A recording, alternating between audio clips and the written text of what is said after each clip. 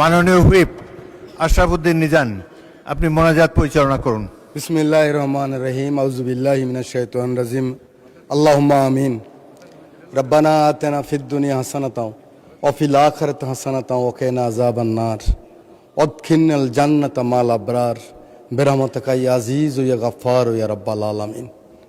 ইয়া আল্লাহ, ইয়া রহমান রহিম, আমরা এই জাতীয় সংসদে মাননীয় স্পিকারের নেতৃত্বে কিছুক্ষণ আগেই আমাদের মধ্য থেকে যে সমস্ত মাননীয় মন্ত্রী, সংসদ সদস্য, হুইপ ইন্তেকাল করেছেন, ওনাদের জন্য শোক প্রস্তাব এনেছি। আল্লাহ যেন ওনাদেরকে বেহেশতের সর্বোচ্চ মাকাম দান করেন। ইয়া আল্লাহ, আমাদের নেতা শহীদ প্রেসিডেন্ট জিয়াউর রহমানকে আল্লাহ যেন বেহেশতের সর্বোচ্চ মাকাম দান করেন।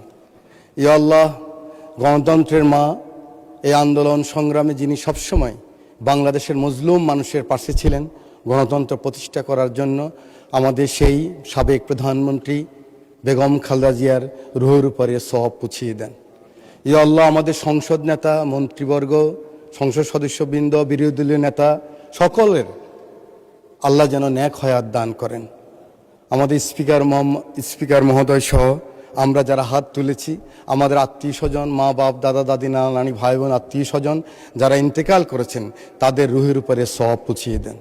ইয়া আল্লাহ, গত 17 বছর আন্দোলন সংগ্রামে এবং সর্বশেষ এই জুলাই আন্দোলনে যে সমস্ত ভাই এবং বোনেরা বুকের রক্ত দিয়ে এই মহান সংসদে মানুষের প্রতিনিধিত্ব করার জন্য, মানুষের আশা আকাঙ্ক্ষা পূরণ করার জন্য আমাদেরকে এখানে পাঠিয়েছেন, আমরা যেন হকের সাথে, ইনসাফের সাথে, সততার সাথে, নিষ্ঠার সাথে এই দায়িত্ব পালন করতে পারি, এই তৌফিক আপনি দান করেন।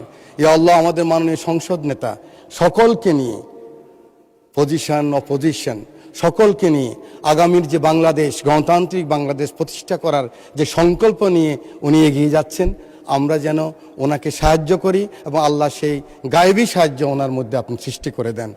রব্বানা তাকাব্বাল দোয়া, কালামা তৈয়ব লা ইলাহা ইল্লাল্লাহু মুহাম্মাদুর রাসূলুল্লাহ।